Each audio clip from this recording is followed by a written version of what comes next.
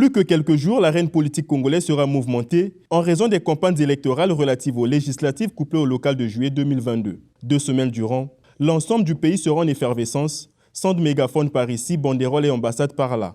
Les candidats en lice pour cette échéance vont se plier pour convaincre l'électorat qui sont de le faire adhérer à leur cause. Avec de grands duels qui se profilent, la bataille sera rude sur le terrain.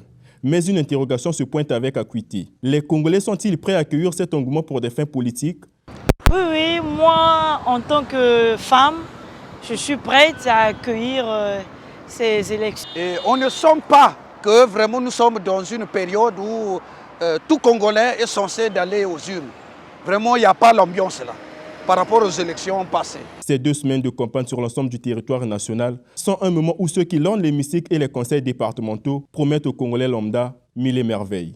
Il s'agit bien des promesses électorales teintées souvent de mensonges, une politique qui les détourne visiblement des véritables missions qui leur sont assignées. Député élu local, de vous s'agit-il? Le député, il est censé de débattre, sinon de défendre la cause de la population.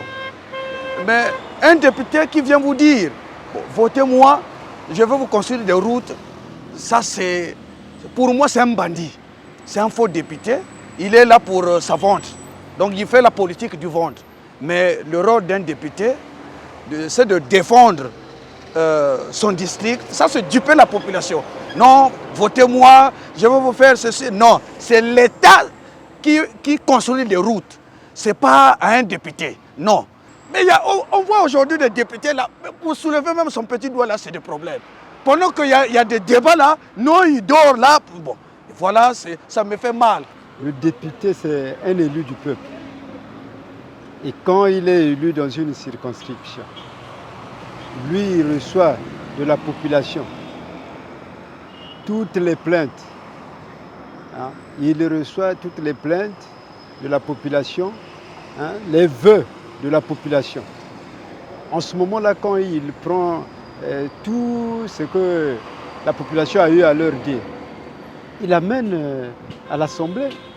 C'est au gouvernement de réaliser toutes les activités au niveau de la circonscription. Ce n'est pas aux députés de faire ce que la population demande. Ces promesses vides de sens sont parfois sujets de grogne pour les populations après des joutes électorales. Les exemples pêle-mêle nous ont servi de constat à l'orée de ces élections dans certaines circonscriptions où l'électorat est monté au créneau pour décrier le bilan d'une panoplie d'élus dans le pays.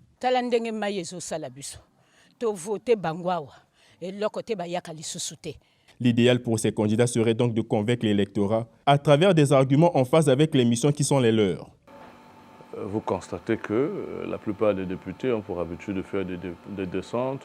Les députés vont parfois même au-delà de leur rôle de voter les lois, de contrôler l'action du gouvernement, mais à participer fortement aux projets sociaux. Ils sont proches de la population. Vous voyez parfois les députés construire les hôpitaux, les écoles, alors que ce n'est pas le rôle du député. Quand la population vote, ils envoient un député à l'hémicycle, c'est pour aller parler au gouvernement, parler pour la circonscription où elle est implantée, parce qu'il y a beaucoup de choses à faire. Il faut que la députée parle à l'Assemblée pour sa circonscription. Normalement, le député n'a pas droit, n'a pas l'argent pour construire les ponts. Andiri, vous voyez comment Andiri est menacé par les érosions. Donc un député ne peut pas travailler sur les érosions là avec quel argent? Mais je pense même que le gouvernement pour faire ça, il faut les milliards. Et si un député peut avoir les milliards pour travailler sur les érosions là, je ne pense pas. De grâce, chers candidats, dites la vérité aux concitoyens. À vous aussi, population, à cet instant où vous avez en main l'avenir politique de tous les candidats, restez alors vigilants face à toutes sortes de promesses fallacieuses en vue de bâtir surtout une Assemblée nationale compétente et rigoureuse pour bien contrôler l'action du gouvernement et voter des lois qui favoriseront la bonne marche de ce Congo.